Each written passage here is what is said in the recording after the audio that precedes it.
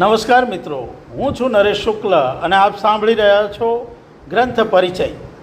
આજના આ મણકામાં મારે વાત કરવી છે તેલુગુ નવલકથા સ્વેચ્છા વિશે, જેનો અનુવાદ કર્યો છે મિનળ દવેએ. મિત્રો, તેલુગુ લેખિકા વોલ્ગા, જેનું મૂળ નામ છે પી લલિતા કુમારી, એમની ભાષાના મહત્ત્વના અને ગણનાપાત્ર લેખિકા છે. એમણે વાર્તા, નવલકથા, કાવ્યો, નાટક અને ફિલ્મ સ્ક્રિપ્ટ રાઇટિંગ ક્ષેત્રે મહત્ત્વનું પ્રદાન આપ્યું છે.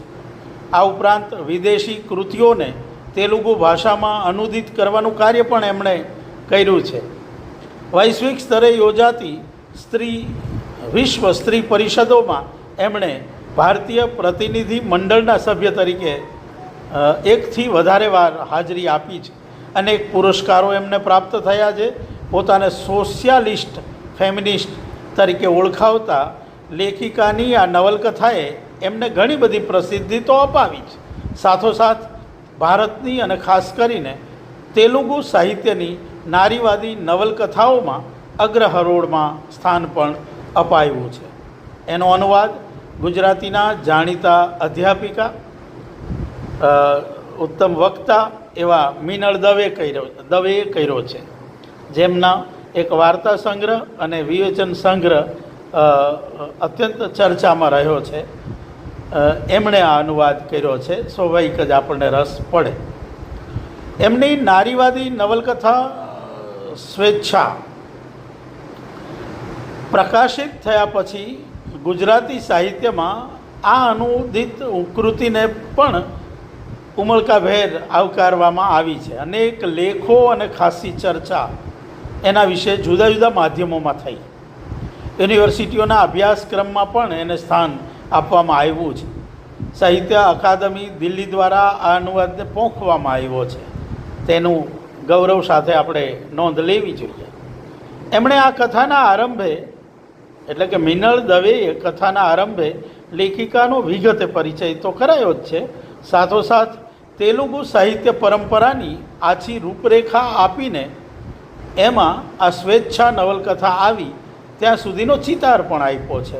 અને એના કારણે અભ્યાસીઓને એમાં પણ રસ જરૂર પડે. એના કારણે આ કૃતિનું મહત્ત્વ સ્થાપિત થવા સાથે પરંપરા સાથેનું અનુસંધાન પણ સચવાઈ રહે છે.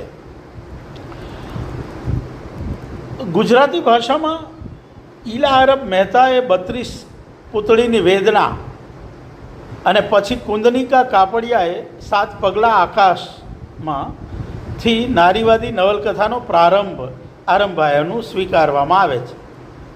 એમાં વસુધાને કેન્દ્રમાં રાખીને, એટલે કે 7 પગલાં આકાશમાં, એમાં વસુધાને કેન્દ્રમાં રાખીને વ્યક્તિ સ્વાતંત્ર્ય, લગ્ન જીવનનું બંધન અને સ્નેહના સળિયાથી બદ્ધ પિંજરમાંથી છૂટવાની મથામણ આલેખવામાં આવેલી. કંઈક એ કથાને મળતી આવે એવી કથા સ્વેચ્છામાં પણ આલેખવામાં આવી છે. નાયિકા અરુણા સરેરાશ કન્યાઓ જેવું જ જીવન જીવે છે, આરંભે છે. કોલેજ સુધી ભણાવતા મા બાપ પણ પરંપરાગત માનસ જ ધરાવે છે, એટલે રોજિંદા જીવનના પ્રતિબંધો એના ઉપર પણ લાગેલા છે. પણ એમાં ઉમેરો કરે છે ઘરમાં જ બાળ વિધવા બનીને રહેલા કનકમ્મા ફઈ. એ વધારે રૂઢિજળ જ નહીં, સત્તાવાહી સ્વભાવ ધરાવતા થઈ ગયેલા. પિતા અને માતા એમની આજ્ઞા ઉથાપી શકતા નહીં, એટલે યુવાનીમાં ડગ માંડતી અરુણા માટે તો મોટી આફત સર્જે છે. એ વધારે ભણાવવાને બદલે એની મોટી બહેનની જેમ જલ્દીથી એને પરણાવી દે અને સાસરે જતી રહે, એ પ્રકારનું દબાણ સતત કર્યા કરે છે. આવા બેકગ્રાઉન્ડમાંથી છૂટવા માટે નાયિકા પ્રકાશમ સાથે પ્રેમ કરીને સ્વતંત્રતા મળશેના સ્વપ્નમાં રાચે છે ને સમય આવે પ્રેમ લગ્ન, રજિસ્ટર્ડ મેરેજ કરીને પિયર છોડીને સાસરે જતી રહે છે. આ કથાનો થોડો ખ્યાલ એટલા માટે આપ્યો કે આ પ્રકારમાં રસ પડે તમને. આખી કથા નથી મારે કહેવી, એટલું જ કહીશ કે આરંભે લગ્ન જીવનનો રોમાંચ અને એમાં મળેલી આઝાદી બંને ભોગવે છે. પણ મુન્ની આવવાની છે એ પહેલાંથી પતિ પત્નીના સંબંધમાં નાનકડી તિરાડ સર્જાવી શરૂ થઈ જાય છે, અને એ છે વૈચારિક મતભેદની. લેક્ચરરની નોકરી, પગાર વધારા માટેનું આંદોલન, સમાંતરે મુન્નીના રોજિંદા ઉછેરમાં સર્જાતી મુશ્કેલીઓ. સાસુ તો મદદ કરનારી અને સપોર્ટિવ છે, પણ એમની હાજરીથી એ પતિ પત્નીના વચ્ચેના દૃષ્ટિકોણમાં આવતો બદલાવ અહીં ધીમે ધીમે આકારતો જાય છે. સામયિકમાં આંશિક ભાગીદારી, લેખો લખવાથી માંડીને સોશિયલ વર્કમાં અરુણાની સક્રિયતા અને પતિ પત્ની વચ્ચે જન્મતા પ્રેમ અને ઝઘડાના પ્રસંગોએ ક્રમશઃ બંનેના લગ્ન જીવનમાંના ભંગાણનું આલેખન સીધી ગતિએ કશાય લાગ લપેટ વિના કરાયેલું આલેખન પ્રમાણમાં સમતોલ રીતે થયું છે.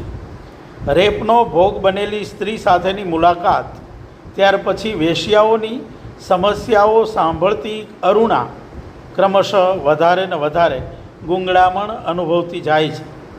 એને સમજાતું જાય છે કે એની સ્વતંત્રતા વ્યાપક નથી, કશાક ને કશાક ઢીલ અપાયેલા દોરની પરિધિમાં અટવાયેલી સ્વતંત્રતા છે. મિત્ર ઉમાનું પાત્ર આરંભથી અંત સુધી આવે છે. એ પણ ગૌણ હોવા છતાંય પ્રમુખ પાત્ર છે. એ વધારે સમજદારીથી જીવનને સમજીને કેટલીક સીમાઓ રચીને સ્વતંત્ર રહી શકી છે.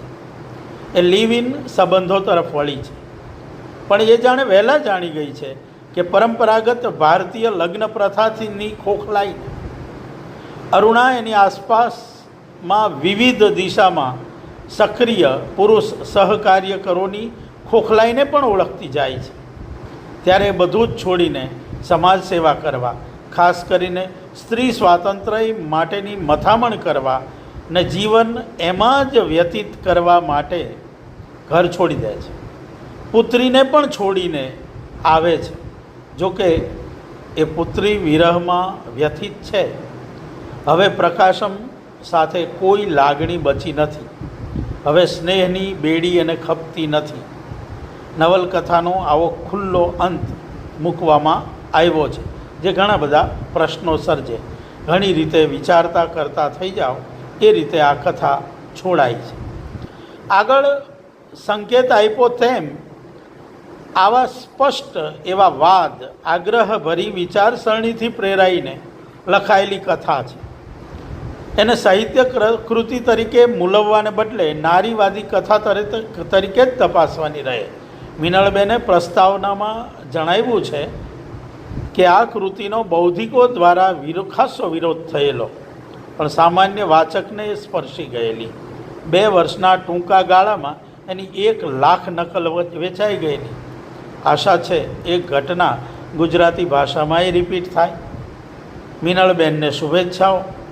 આ કથાને તેમણે તેલુગુમાંથી વાયા હિન્દી ભાષાથી કે અંગ્રેજીથી અનુવાદિત કરી છે એ જણાવ્યું હોત તો એક વધારેની માહિતી ઉમેરી શકાય હોત. આ ગ્રંથને હું આવકારું છું. સ્વેચ્છા. મૂળ લેખક વોલ્ગા, અનુવાદક મિનળ દવે. પ્રથમ આવૃત્તિ 2021. પ્રકાશક છે અરુણોદય પ્રકાશન, અમદાવાદ. કુલ પાના છે 184. કિંમત છે 190 રૂપિયા. મને શ્રદ્ધા છે કે આ કૃતિ વાંચવા માટે આપ પ્રેરાશો. ધન્યવાદ.